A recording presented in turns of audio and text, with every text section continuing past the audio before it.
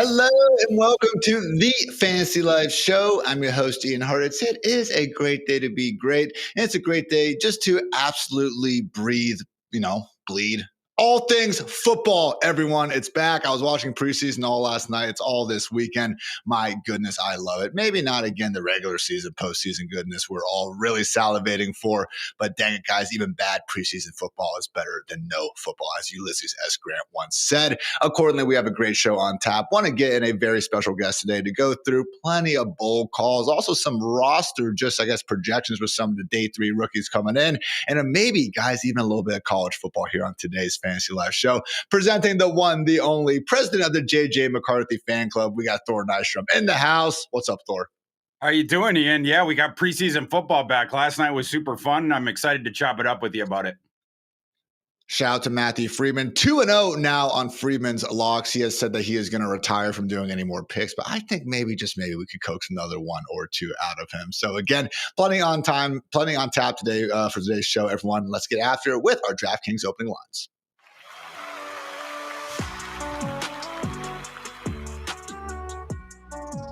Mentioned preseason football being in the air, Thor. So we did want to actually go ahead and get through some of the bigger moments, starting off with Anthony Richardson unfortunately dislocating his pinky finger, got absolutely drilled in his second drive of the game. Some of the ball knowers, the film grinders out there, pointed out that, yes, he probably should have seen that free rusher coming right in his face. Unfortunately, he did not. Good news is that the x-rays came back clean. He is expected to be back in the practice field in the coming days. He is considered day-to-day. But man, Thor, for a guy who we have just been begging to get more reps, get more opportunities to develop into a quarterback ever since he got picked fourth overall. Not great to see yet another injury already happen this early into the 2025 season.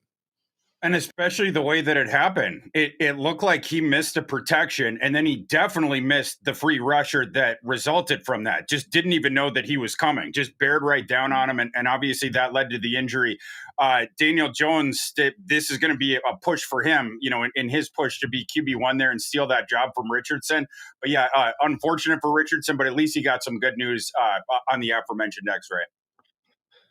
Daniel Jones came in, didn't exactly impress. In fact, he didn't look very good at all. And again, guys, I've talked about this before, but even though I do agree with the general sentiment that having Daniel Jones under center with the lower ADOT, with the, relative improvement in accuracy versus Richardson, we could say that for every other quarterback in the league as well. Yes, Daniel Jones is technically the best option for guys like Josh Downs, Tyler Warren, even Michael Pittman in Fantasyland. Also, yes, it is quite terrifying to say that Daniel Jones is good news for anyone in fantasy football land. Now that I'm even looking to a camera and just saying it, I cannot help but shudder. Also, Thor, we did have some good stuff going on in Baltimore. Keaton Mitchell, back, man, obviously had one of the most gruesome leg injuries we've ever seen 2 years ago.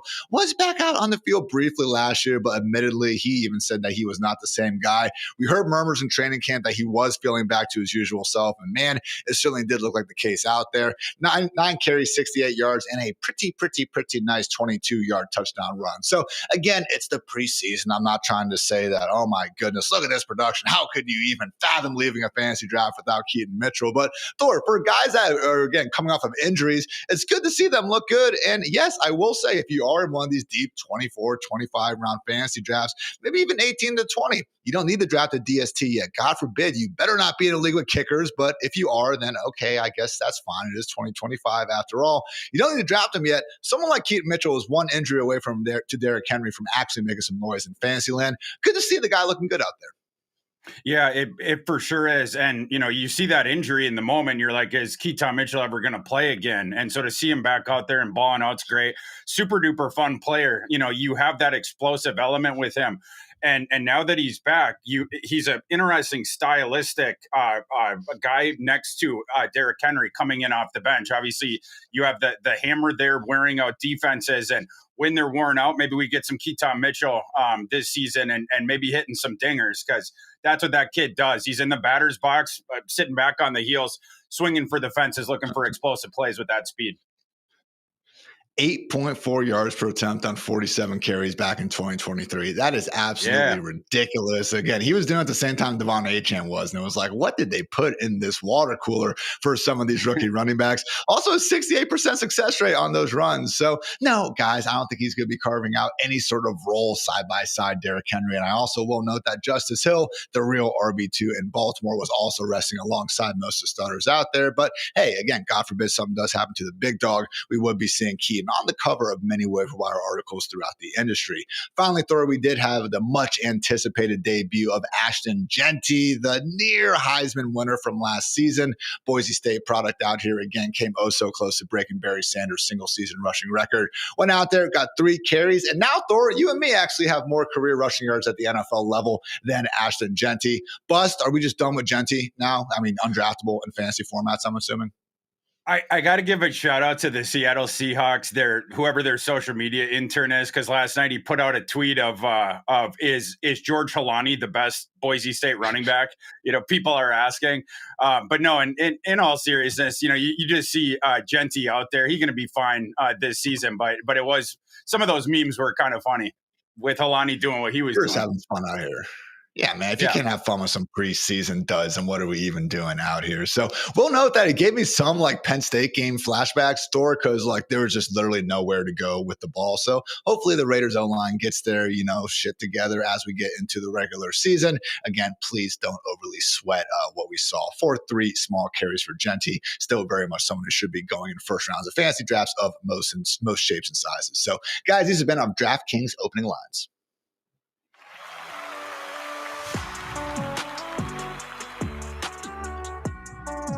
Listen up, baseball fans. Another epic night of baseball is on deck, and accordingly, it is time to swing for the fences with my partners at DraftKings Pick 6. Right now, brand new customers who play just $5 on their first pick set will get $50 back in bonus picks. Here's how to join in on the action. Download the DraftKings Pick 6 app, sign up using my promo code FANTASYLIFE, choose 2 or more MLB studs, and call more or less on stat lines like will they hit a home run, get 2 or more hits, or strike out 7+ batters. Lock them in, sweat every at-bat, and battle for your share of huge cash prizes. Download the DraftKings Pick 6 app today. Register with my code FANTASYLIFE. The crown is yours.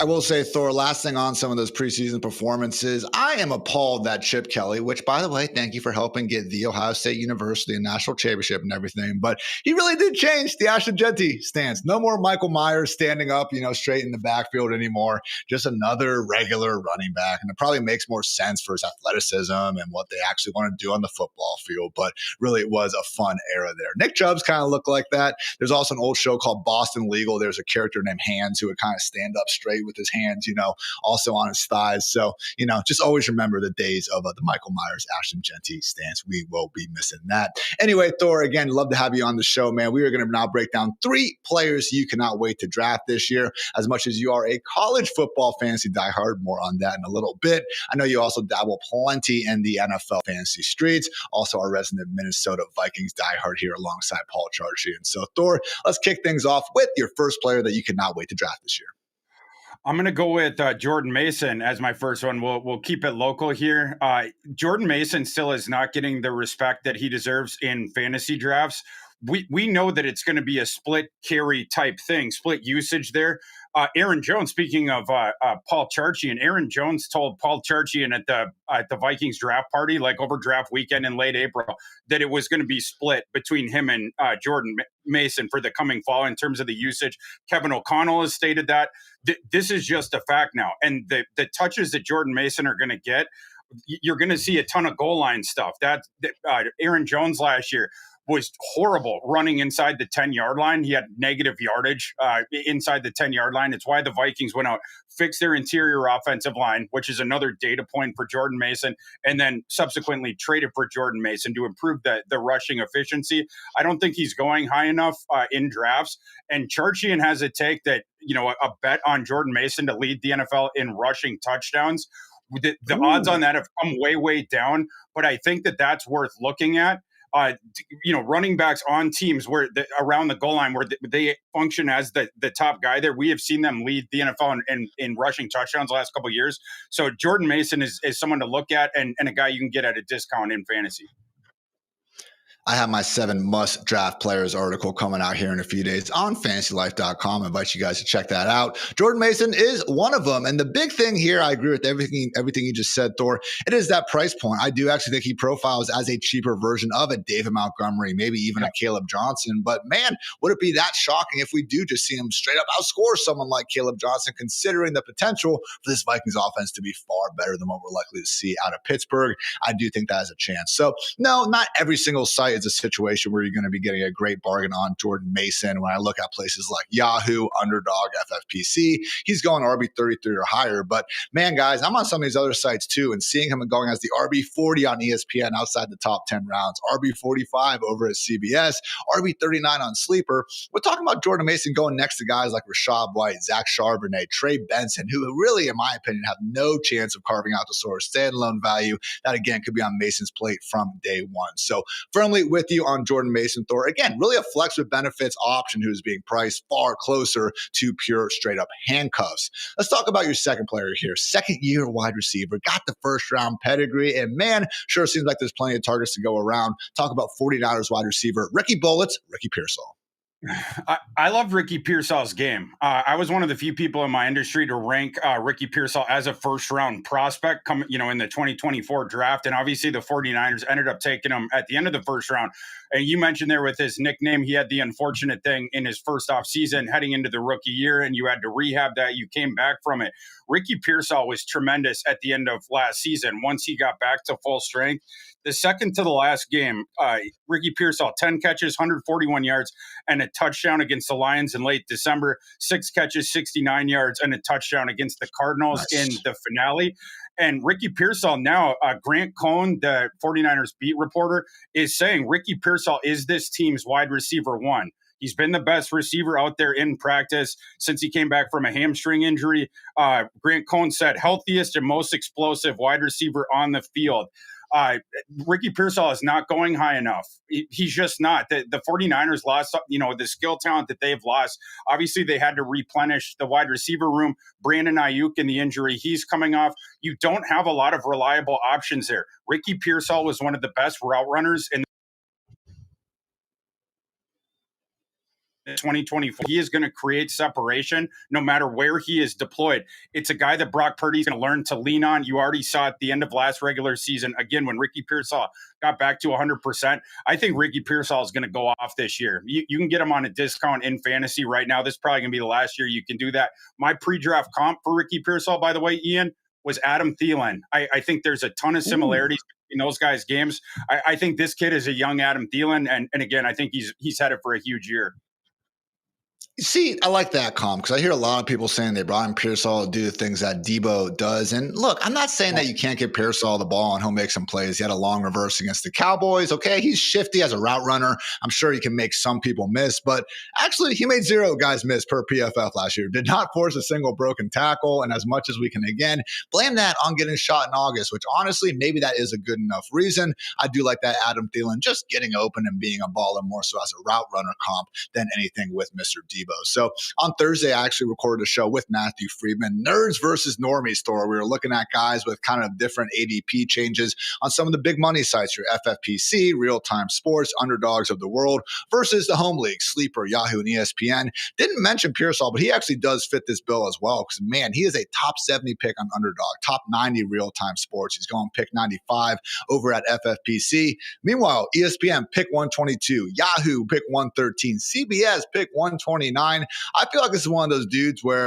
I'm not exactly sure the 49ers plans for playing their first team offense based on some of those injuries. Maybe they just bubble wrap everyone at this point. But man, once we just kind of get evidence that, hey, Brock Purdy, Kyle Shanahan, they're always going to have a good passing game going. And oh yeah, Ricky Pearsall has a very real chance to lead this team in targets. I'm not saying you should be drafting him in the top 5 rounds, but man, when you start looking at those muddled wide receiver 4, wide receiver 5 ranges, he's going next to some of those Packers receivers where, again, we believe in the talent. We just need the targets to get there. Sure seems like he's going to have plenty of chances.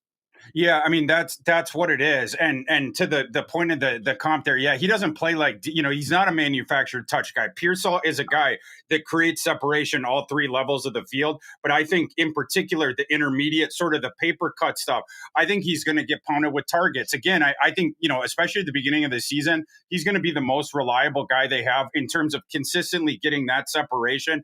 That is not going to be lost on Kyle Shanahan with what you're trying to replace there on offense and trying to sort of rejigger the thing for the coming season. I think Ricky Pearsall is going to be a big time feature part of that offense, just like we saw at the end of the regular season last year. I think that was a harbinger of things to come this coming fall.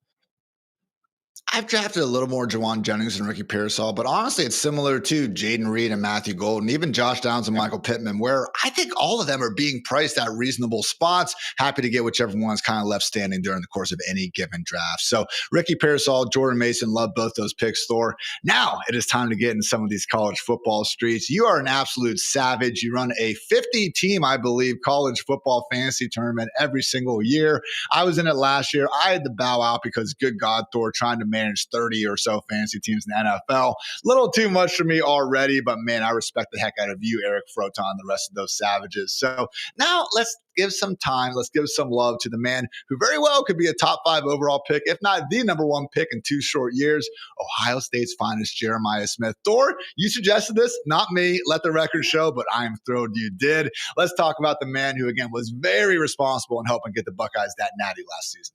Yeah, this is a guy for college fantasy football players that is one overall possibility. And like you mentioned, not this coming draft class, but the one after that in 2027, Jeremiah Smith will be in play to go first overall. If Arch Manning's in that class, maybe not. Everyone else got to sort of fall in behind him.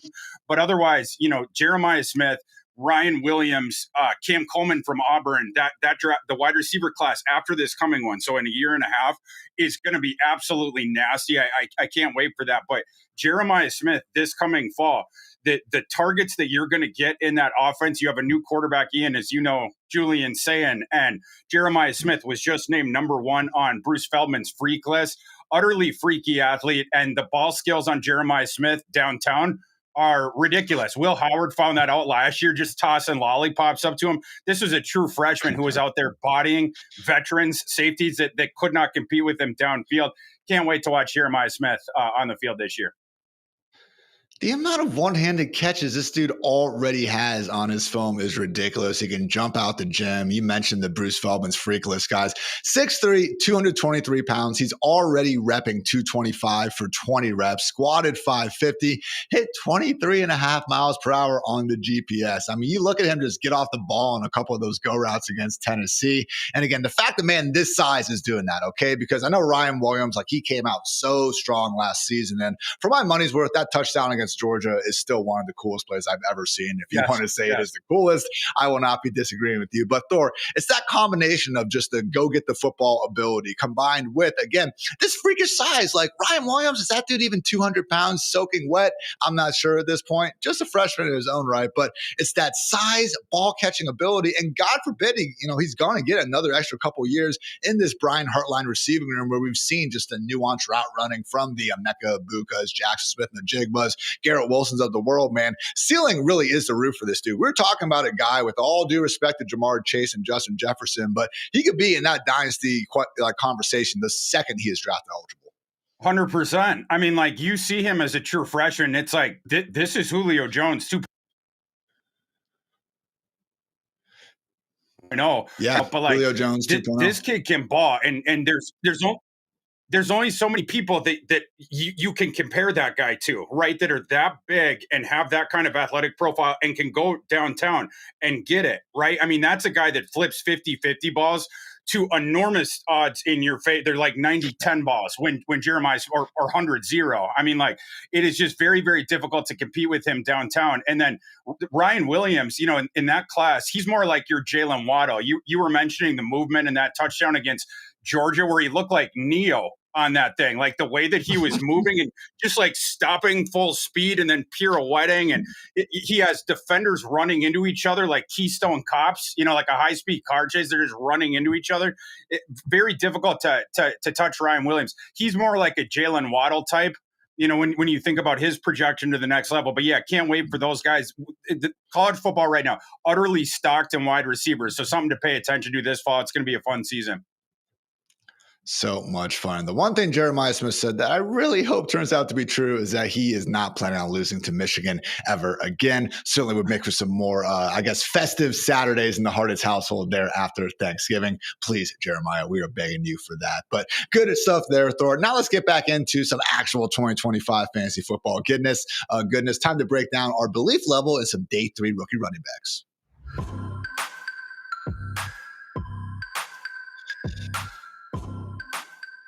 It's training camp season where all the reports are glowing. Yeah, sure. Maybe we get some Justin Fields completion rate numbers that aren't fantastic. But generally, if you are a running back, wide receiver, or tight end touching the football in August, you are getting a ton of love. Honestly, the only way we can really have a good, idea of knowing if a guy is performing badly is if they're not being mentioned. So, yeah, I get it. It's more fun to talk about the guys doing good. But wanted to get Thor here in the lab. As we know, Thor 500. He's already gone through the tape. He knows exactly what to think about these guys as prospects. So based on a talent level, let's say some of this training camp hype and hoopla becomes reality and they get a starting job. What can we actually expect from these day 3 rookie running backs at the NFL level? Kicking things off, Thor, with a guy who has gotten more hype than I remember from pretty much any recent round 7 running back. It is the Washington Commanders' Jaori Kroski Merritt. Absolute crazy story that I'm sure you'll get into with why he actually wasn't a bigger household name in Arizona in the first place. But talk about basically JCM and what he has a chance to do in Washington. God forbid he gets the chance ahead of B-Rob and Austin Eckler. We'll start with the game on Jaori Kroski Merritt because it's legitimate and it was slept on because of the Keystone Cops of the NCAA. We'll talk about his eligibility thing in a second, but that's why people didn't really know about him. He didn't get an opportunity his last season to put another season on tape and to go up to the Power 5 level, Power 4 level. That's what he was looking to do the last season. That got taken away from him, but that could be to Washington's gain, like you're sort of mentioning. Kroski Merritt ends up falling down to the 7th round. It was in conjunction. You missed the last season, and then Kroski Merritt doesn't give you much in the passing game. However, he is an extremely instinctual runner that makes people miss. He has the very quick and sudden cuts. And so it's a guy that's really difficult to hit square. And then with the natural instincts and the vision that he has, he runs with tempo as well. That's a guy that can absolutely compete for playing time right away. He's not going to take playing time away from Austin Eckler, on receiving downs. Again, that's the one sort of bugaboo about Jaori Kroski Merritt's on-field profiles. He's not going to give you much as a receiver, but a very good runner. This is a guy that Brian Robinson, you're looking in the rearview mirror. Objects are closer than they appear. And yeah, fantasy owners should be investigating this situation pretty close. And it is one of these things where, yes, it's rare for any really position to produce these year 1 awesome day 3 drafted fantasy performers. And honestly, it's even rare throughout the course of their entire career. Running back is the one sort of group that we do see be a bit of a trend breaker in terms of this guy. So overall, again, just looking at the, top 24 rookie running backs we've seen over the past decade, 24% of them actually have come from round 4 or later or been UDFAs. 29 total rookies. Okay, there's actually only been 12 total wide receivers, 6 quarterbacks, and 4 tight ends. So not only are we seeing more running back rookies actually ball out relative to other positions, we're seeing more day 3 or even undrafted players at the spots manage to do that. So very much excited to see some of the JCM hype in more of a live action setting. Because Thor, the one thing that pisses me off, man, I've complained about training camp highlights plenty on here, but I don't think people realize that they aren't live tackling in these practices, man. So these beat writers talking about 60-yard touchdowns, like these running backs have been touched. They've been tapped on the hip by the linebackers 5 yards downfield. You're physically not allowed to stop them, okay? So the running backs are doing their job and everything, but please, guys, take a deep breath. Again, excited to see them in real live game action here. Yeah, let's talk about someone else, Thor, who, go ahead, sorry. Well, I was just going to say, like, for guys that they're really, the elusiveness is a big part of their game, and that's Jaori Kroski Merritt. You look back at the advanced metrics when he was at New Mexico, extremely high elusive rating. But for guys like that, not having the live tackling, you don't get to show your full game, to your point. I mean, that's a part of it, right? Is when you're leading up to a collision, your ability to evade and get away. So Jaori Kroski Merritt, excited to see him in preseason action here this month. Very much pumped. Also excited to see one Dylan Samson, the Browns' 4th-round rookie running back, who, don't look now, guys, theoretically could be the starter by the time week 1 comes along. We did get an update on the Quinshon Judkins case going along. He has waived his right to a speedy trial, seemingly increases the odds that he will be missing significant time. Now, it is still possible he comes to a plea deal arrangement and then he gets a 6-game suspension. I am not a doctor. I am not a lawyer, so I am not fully sure what's going on. I do try to lean on the said lawyers and doctors, though, who grace us with some fantasy football goodness. And the great Drew Davenport did say the other possibility is that the state has seen something that has made them consider felony charges, or something is being negotiated behind the scenes to settle the case. Again, it seems like everything's still pretty much wide open, but at a minimum, man, best case, it seems like Quinshon Judkins is going to miss a month and a half or so of the season. The worst case is that he doesn't play a single snap, paving the way for Dylan Samson to take over. Thor, how big of a gulf even was there between Judkins and Samson in your initial pre-draft rankings? And do you think Samson accordingly has the juice to make some noise in fantasy while Judkins is out? I don't think it was an enormous gap. Quinshon Judkins, he's a good runner and a good sort of meat and potatoes guy between the tackles. You love his vision and the tempo that he runs with, but he doesn't give you much on passing downs at all. I didn't know that he was playable on passing downs. Dylan Samson absolutely is. And then Dylan Samson, the thing I'm curious to see about with him this summer is he was a one-year wonder at Tennessee. You know, obviously the year before they used Jalen Wright, you know, who was taken by the Dolphins in round 4 the year before. But Dylan Samson, the 1 year that we got to see with him at Tennessee, you're in this offense where they were struggling to throw, but you had the you know, sort of the gimmicky hyper spread that Tennessee runs. Dylan Samson, because of that, you saw some lighter boxes. And so he was able to run with that. The speed that he runs with was able to exploit some of those thinner boxes and hit some dingers. For a smaller back, you like that he can evade as well and make people miss. I'm curious how he'll do between the tackles at the next level, but I do like him in space, if nothing else. And one other thing to consider here, not only is he a good receiving back, like I mentioned, where in Cleveland, the thing I was concerned about if Quinshon Judkins had been healthy and on the team is when the game scripts flip, because we know this Cleveland team is going to be terrible, are you going to pull Quinshon Judkins off the field anyway? Whereas we know Dylan Samson can play regardless of the game script. And the other thing with Cleveland being so bad this coming fall, what incentive do you have if you're Cleveland to play Jerome Ford? You know, what I mean, once you get into late October, certainly November and stuff like that, what incentive do you have to play out the contract of Jerome Ford over a guy like Dylan Samson? So Dylan Samson seems to have an accelerator at the beginning of the season because Quinshon Judkins is not going to be available. And then at the end of the season, I also think that he's going to get an accelerator because you're going to want to play the kids anyway. I like Dylan Samson. I have him on several fantasy teams. He's a thumbs up for me. With Jerome Ford, it's one of these situations where I think the writing is kind of on the wall. I mean, he had every chance to run away with that starting job 2 years ago when Chubb initially had that terrible injury. You know, it didn't go horrendous, didn't go great, but then what happened last year? They brought in Deontay Foreman and Pierre Strong Jr. to split up work. Obviously, Nick Chubb was back for the second half of the year. Really doesn't make much sense for them to, again, have used a second and a 4th-round pick on Judkins and Samson if they still felt awesome about Ford. So maybe he still is going to be the week 1 starter. But, man, guys, right now we're talking about going outside the top 150 picks on Sleeper and ESPN, pick 130 on Yahoo, basically last round on CBS.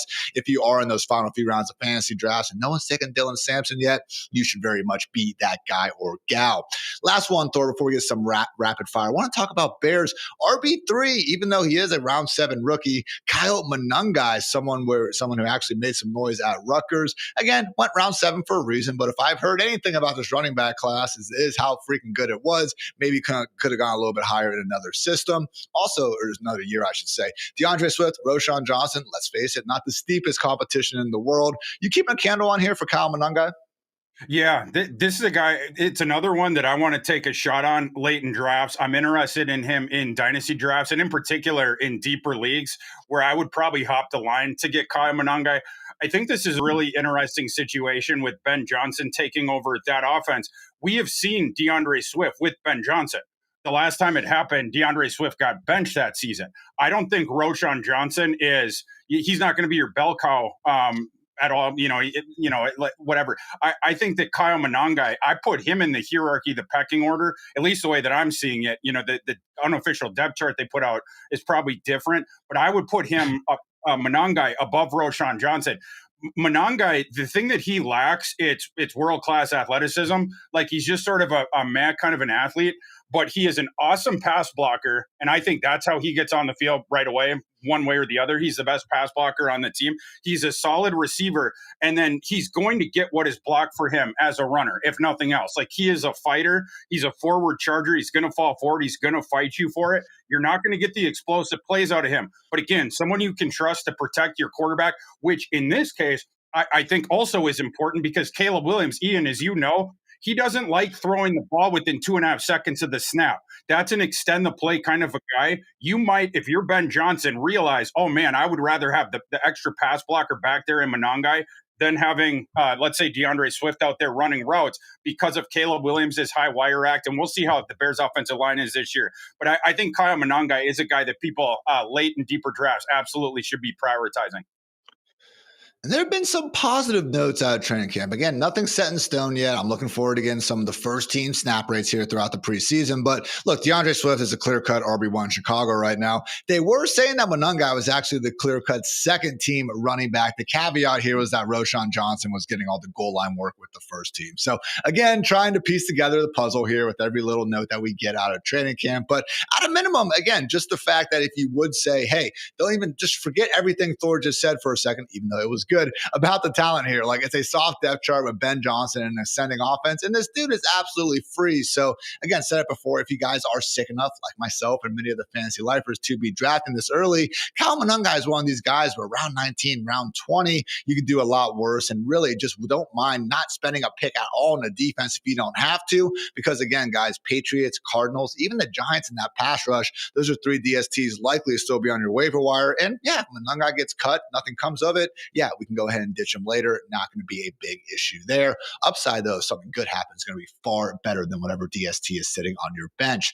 Rapid fire time, Thor. Got 4 more guys. I'm not going to give my 2 cents on these too much, but I do want to get yours at least. Starting off with Cowboys running back Jaydon Blue, who, by the way, dealing with the bruised foot and ankle injuries, likely to miss the preseason opener. Yeah, Jaydon Blue, it's a guy that I'm not the biggest fan of his game. Jaydon Blue, he had a great opportunity last year at Texas after C.J. Baxter tore his ACL in August. Jaydon Blue should have just stepped right into a high usage role. He was quickly bypassed by Wisner at Texas. And Jaydon Blue, like the whole thing with him is like he's this good airback, and yet Steve Sarkisian didn't trust him on the field. And then Jaydon Blue's not a great athlete either for his size. Undersized guy, 65th percentile athlete. He is a north-south runner type guy, but it's not world-class speed, and the rest of the athletic profile is pretty meh. I don't think he's super-duper skilled. Again, Sarkisian didn't trust him on the field. Dallas, I don't know if they go out and acquire another running back, but folks that are, Jaydon Blue could take over as the bell cow. I don't think so. He doesn't have the game for that. He couldn't do it at the University of Texas last year. He's not going to be doing it in the NFL. Certainly a situation where there's been murmurs. I don't think they've been backed up by any sort of reputable fact, if you will. So why should I even bring it up? Who knows? We will anyway. James Cook, a little bit nervous with what's going on in Buffalo. Send him to Dallas. Dalvin was hanging out there before. Maybe gave him the lowdown a little bit. You could imagine what it'd be like. Thor, let's move on to the Kansas City 7th rounder again. Bashard Smith. Again, a situation where just regardless of what you think of him, there are a lot tougher backfields in the NFL in terms of a competition ahead of him on the depth chart. Yeah, that's right. There's an opportunity there. And this is a guy where it makes sense contextually why he fell to the 7th round. It was a guy that was converted to running back late in his college career from slot receiver. He was stuck behind Xavier Restrepo at the University of Miami, and then Bashard transfers to SMU and becomes a running back. There are similarities in the situation to a guy like Tyrone Tracy, who obviously ended up breaking out. Bashard Smith, just such a skilled receiver. And of course it makes sense. He's a slot receiver hybrid. That's where he came from. But down in Mobile, in February when we were at the Senior Bowl, nobody could stay with Bashard Smith in the one-on-ones in the pass drills. The routes beyond the line of scrimmage. Linebackers he was making look silly. The strong safeties he was making look silly. If nothing else, I think he's going to carve out a complimentary role this coming fall because I think he's the best receiving back on their roster. But I also think he had more instincts as a runner than he was probably given credit for. This is another parallel to Tyrone Tracy in the draft the year before. And with the opportunity there in Kansas City, I really like Bashard Smith this coming fall and then going forward as well. Low-key depth chart change here was Samaje Perine leaving the Chiefs and going back to the Bengals, man. So they've given Pacheco that role before, but again, Kareem Hunt, a little bit slow-footed these days, Elijah Mitchell. Bashard Smith sure does look a lot like the most explosive, best pass-catching option in Kansas City. Guys, you only have to go back a few years to see Jerick McKinnon, even old man Jerick McKinnon, having a bonkers year just catching Mahomes' ridiculous scramble play, flips and this and that. Maybe, just maybe, it could be Bashard Smith here in 2025. Let's talk about Olly Gordon, Thor, someone who I think if he had been able to declare after his 2023 season, actively would have been a lot higher in people's ranks. Maybe didn't have the, second year or maybe third year in Oklahoma State he was hoping for. But that said, in a Dolphins running back room, that sure seems like they could use more of a traditional short yardage option like himself. Yeah, he is, if nothing else, what Miami's running back room lacked. That's a running back room where it was just speed, and you love to see it. But Olly Gordon is going to bring the lunch pail with him. I don't know what else he's going to bring with him, but between the tackles, that's a guy that you can trust to get your 3 yards, your 4 yards for you. I get the thing that he lacks, Olly Gordon, on his profile. It's another guy that wasn't a great athlete, but he has shown in college he handled a heavy workload. He showed that he's a reliable receiver, if nothing else. He's not going to get you a ton of yardage there, but he at least is going to corral the pass. But I think he was brought in for that short yardage between the tackles, efficiency, some short yardage stuff. It'll be interesting if we see him on the goal line at all this coming year, just sort of muscling out yards there short. But yeah, Olly Gordon, interesting stylistic comparison to a couple backs that they already had. Seems like maybe competing with Alexander Madison for a roster spot. I know Madison has gotten some training camp hype. I have read it a little more, and it's funny, the caveats are like, well, it also hasn't been during live tackling drills. So we're just kind of surprised with how Madison looks in terms of being fleet-footed. So as always, grain of salt with some of this stuff. We'll see what happens when the pads really get popping here in the preseason. Last one, Thor. Houston Texans fourth-round rookie Woody Marks. He went pick 116 overall, ahead of guys like Dylan Sampson and Jarquez Hunter, who I know have gotten a lot of hype here in some the deeper fantasy streets. Thoughts on the USC product and a Houston backfield that, let's face it, isn't exactly overwhelming with talent? Yeah, I was a little bit surprised in a running back class as good as we had that Woody Marks ended up going in the fourth round. I had numerous running backs that I ranked above Woody Marks, and I appreciate Woody Marks' game. This is a guy, he started out at Mississippi State in the air raid under Mike Leach. We saw him catch a bunch of balls. Then later in his career, all of a sudden now he's in downhill running type schemes. Last year he goes to USC. They had a quarterback change. Now you're in Lincoln Riley's offense. He grinded out more carries. But for me, this is a guy, he's beneath threshold size, 205 pounds or whatever, and he's not a great athlete. And he's a decent receiver, but he's not dynamic with it. It's just a guy who across the board, it's sort of like sees, it's a guy where if he went to the XFL or, one of the, what's it, USFL, whatever, where I think he would be a stud, but I don't know that he has any trump card for an NFL field. So that's why I'm not as high on Woody Marks as some of these other guys. Jack of all trades, master of none type of deal. Exactly. Yeah. All right. Fair enough. So again, Nick Chubb looking like a shell of himself. Maybe that Joe Mixon injury isn't going to go away, but even then, guys, there still is Dameon Pierce there who's actually getting first team run, and mainstream media won't tell you. I think he actually averaged north of 7 yards per carry last year. I know he let us down after that big rookie season, but again, do need we have a number of things that need to go right for Woody Marks to be a big time deal in 2025. So good stuff, Thor. Great running back chatter. Now though, guys, we're going to look ahead and see who could possibly be this year's Puka Nacua, Bucky Irving, all that and much more here on the Fantasy Life Show.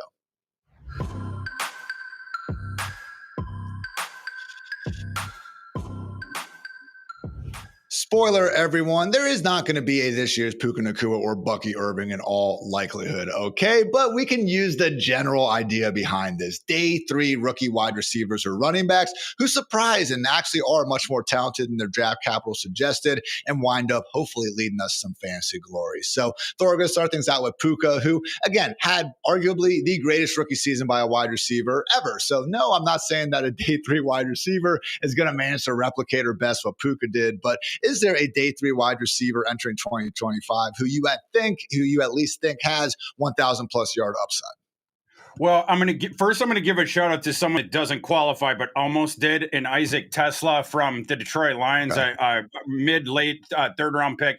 But I think he's got a shot to start real fast. And obviously in the Hall of Fame game, we saw that. But if I was sticking with the premise of this has to be a true day 3 pick in the NFL draft, the one I would toss out is one that was shining last night, Ian. That's Tory Horton from the Seahawks. I didn't understand why Tory Horton fell as deep as he did in the draft. I had him ranked way higher than he ultimately went. He was nicked up with injuries his last season. That might have been a contributing factor. Another one, he had the option to transfer up to the Power 4 his last season. He wanted to stay at Colorado State through the end of his career. So that, there was competition, questions, I guess. But Tory Horton was ludicrously productive in college. Love his ball skills. He's a little bit on the skinnier side, but he can play on the boundary. He excelled on the boundary at Colorado State. He can get off the line. Very smooth route runner. Like his ball skills. You're already starting to see it. There was chatter about a week ago of, Tory Horton. Watch out for Tory Horton. Tory Horton starting to bypass people on the pecking chart here. And then the first time the Seahawks take the field when they're on TV, we see Tory Horton going out there and doing stuff. So I would point at Tory Horton of the Seahawks. Got a few nice throws from my guy, Drew Lock. Just want to point that out. But yeah, guys, Tory Horton again, number 88 in Thor's actual top 100. Got the Rashad Bateman comp. And if you guys are like me, Matt Hardman, any of these other guys who love watching wide receivers out here, you'll know that Rashad Bateman comp means an awful lot in these streets. So I like that call, man. And also, like, Marquez Valdes-Scantling is the deep threat that we got to bypass on the depth chart. I think that is very doable. So we got that starting, just 3 wide receiver spot firmly within our potential range of outcomes as early as September. And man, just going deeper into this potential is Puka Nacua. I mean, Cooper Kupp is on the Seattle Seahawks right now. God forbid he suffers another injury, which has been the case. Let's face it, more years than not. Really like that call with Tory Horton. That said, Thor, you have, this is our second time podding this week. Love it. Love you, my man. But Isaac Tesla, all right, you have not stopped bringing up this dude's name. Feel free to go a little deeper here, because when I look at it, man, my dude Tim Patrick is there. It was fun seeing him come back from those couple of season-ending injuries. Had a couple of touchdowns last year. That was fun. But look, I get it. It's Tim Patrick at the end of the day. Do you actually think there's some high-end receiving upside here? Because it's certainly an offense that we know can put up points and yards in a hurry. Yeah, I do. A guy that in Tesla that caught our eye down in Mobile at the Senior Bowl, big boundary receiver, 6'3.5", 212 or so, but a tremendous athlete, and that really opened people's eyes when he went to the combine. Has the speed, has the leaping ability. He goes up and gets it. That was the thing that was sort of jumping off the field down there in Mobile. His ability to get up off the carpet and then extend to the ball, like his ball skills. Someone that was overlooked because the first couple of years of his career, he was at Limestone, very teeny college. He was a man amongst boys. They're just dominating. And then he went up to Arkansas the last couple of years. But Arkansas had sort of this hockey line wave that they would do with their wide receivers and shifting people in and out. They used Tesla as a big slot with basically one utility, take the top off the defense, just send him up the seam like that. And we got to see some cool stuff with him. But the high caliber athlete that he is, you would like to see him be able to do more. And the thought experiment you do is, could he do more? And we were seeing in Mobile him creating separation on routes in the intermediate area. I think they're absolutely could end up playing on the boundary in the NFL, even though, again, mostly saw him in the slot when he was in the FBS. It's a guy who has a lot of skills. And the preseason game, Ian, down there in Canton, that Hall of Fame game, I thought it was interesting the way that they were using him. I'm talking about I've been talking about the downfield utility with Tesla, which goes without saying. I mean, you're just getting that. But the thing that the Lions were doing in that game of manufacturing touches for him, concepts where you send the other dudes the other way, open up one side of the field with Tesla coming that way, hit him on the hands, lead him into space. All of a sudden, you got 4.4 speed and real burst. If you can hit him on the hands, lead him into space, and you get that burst upfield, now you got a problem on your hands with him hurtling downfield. I think that's something to watch out for with the Lions offense this fall. Look, if you're in the NFL at any degree, you are a top 1% athlete in the world. Isaac Tesla is in the top 1% of those top 1% of athletes, okay? Relative athletic score, again, takes into account your size, your speed, your quickness, your burst, your power, and all that, guys. 29th among over 3,800 wide receivers graded since 1987. Again, still maybe has some things to figure out. Went round 3 for a reason, but man, look at that organization. You look at the depth chart again. Wouldn't be surprised if we could see Tesla gracing the cover of some of these early season waiver wire magazines and articles, if you will, should things start out hot. Talked about, again, the potential Puka Nakuas of this year, Isaac Tesla and Tory Horton for those counting at home. Thor, let's talk about Bucky Irving, someone who actually, again, took the league by storm, was honestly balling out from week 1 on last season. Maybe took a little bit longer to fully displace out of the starting depth chart, but man, just pick any advanced stat you want, and this dude was literally already one of the most efficient running backs in the NFL, and yet he was a day 3 rookie. So any other guys, maybe some we already talked about already, who you think could be quote unquote this year's Bucky Irving? I don't know if I'd say, this year's Bucky Irving, just like with, no Puka in this class. But one guy that we saw last night that I think is going to get a bigger role that I would bang the table for is Taj Brooks, and especially to dynasty guys. I think Taj Brooks with the Bengals is going to carve out a bigger role than people think. That's a guy, I was mentioning similarly to Manungi, that Taj Brooks is the best pass blocker on the Bengals, and it's not really close out of their running back room. Taj Brooks was one of the 3 best pass blockers in this past class, and you maybe could even make the argument for the best. I think he was brought in and identified because of the issues that the Bengals have had protecting Joe Burrow, and year after year, they don't really address it in a meaningful way with draft equity or big money free agent. It would be very helpful if you had an awesome sort of bodyguard next to him. I think Taj Brooks could steal some of the goal line stuff in year 1. And if he's out there for more passing downs, maybe get some catches as well. There's efficiency in that profile as well. Obviously, Zach Moss now officially out of the picture in Cincinnati. It's Chase Brown's backfield. We all know that. And we did see Samaje Perine, old friend, actually being the next man up in the game last night. That said, guys, I wouldn't be surprised if Perine is more or less there in a similar fashion as guys like Ty Johnson, Amari DiMercado, the pass down back whose role really doesn't actually change all that much if the starter goes down. Not saying it's a sure thing, but again, for right now, I still am treating Taj Brooks as the handcuff to have in Cincinnati. And for you guys in those 2025 round fantasy drafts, again, one injury away from having that guy stashed and all of a sudden him being a very, very big deal.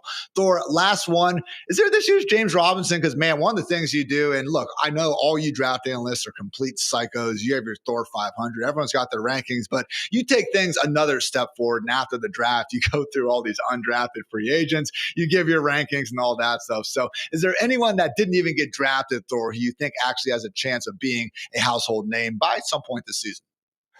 That's tougher, obviously. But, one guy that I would toss out that I was interested with his landing spot was Rocket Sanders from South Carolina, because that's a guy when he was healthy in college, you have a ridiculous physical frame there with 220 pounds, and he runs in the 4.4s, and he ended up with Jim Harbaugh's team. You had an injury there. Well, we'll end up seeing how camp goes for him, but that'd be a guy that I would keep an eye on. Just at a minimum, you're a wide receiver, your name's Rocket. I can get behind that, Thor. Rocket Ishmael, shout out back in the day, obviously. Maybe Rocket Sanders is going to be the next great NFL Rocket. Certainly on the short list already, not too many of them. Guys, time for quarter 4. It's time for Mic'd Up, presented by Mike's Hard Lemonade.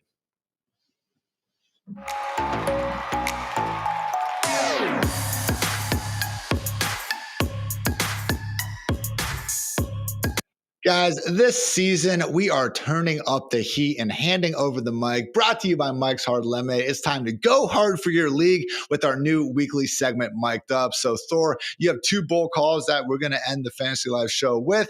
I'm handing you the mic, my man. What's your first bold call ahead of 2025? My first bold call is that Indianapolis Colts rookie tight end Tyler Warren, that he has 100-plus targets this coming fall. I believe there was only 4 tight ends in the NFL to have 100-plus targets last year. So this would be pretty lofty for him to do so as a rookie. And prior to last season, this would have seemed like a particularly scandalous call. But of course, last year, Brock Bowers went and smashed all of our expectations of rookie tight ends.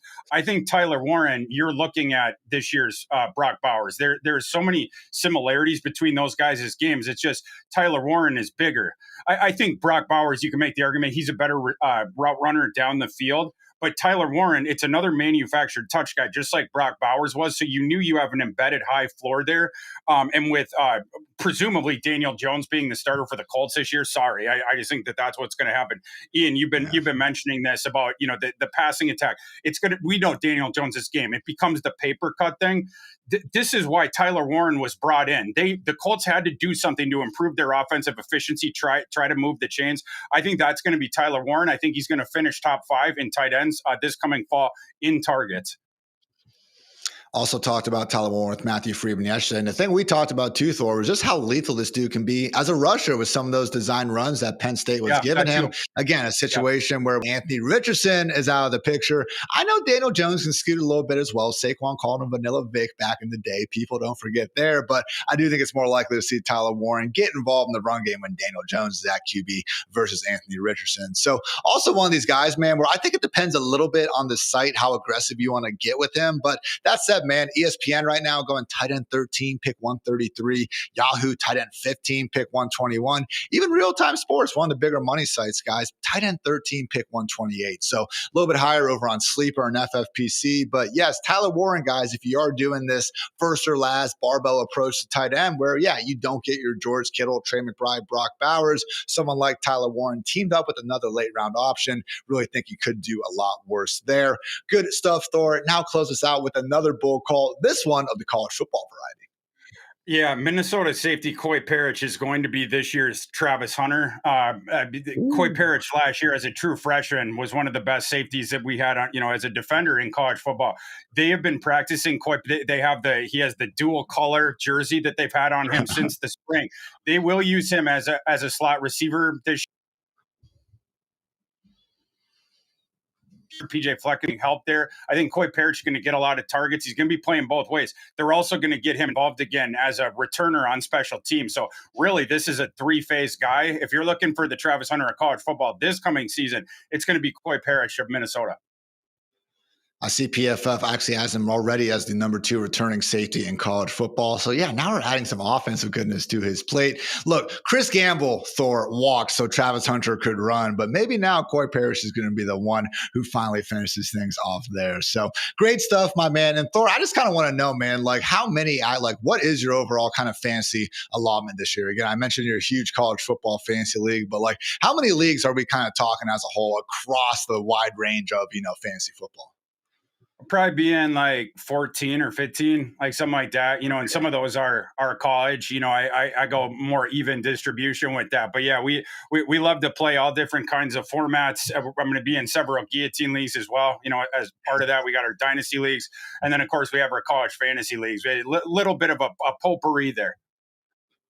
Again, the guys' Guillotine League, so fun. Guillotine Pay Leagues actually are live, hopefully, in your state. Also have our Android app getting on the App Store today. I know it's been a big point of contention. And I know that, again, I appreciate everyone being patient with our Guillotine League rollout. Again, doing everything we can to provide some great updates throughout August. Really will continue to be, I should say, in a great place here as we get into the thick of fantasy season. So invite you guys to check out fantasylife.com, our premium package. Use code Thor for 20% off.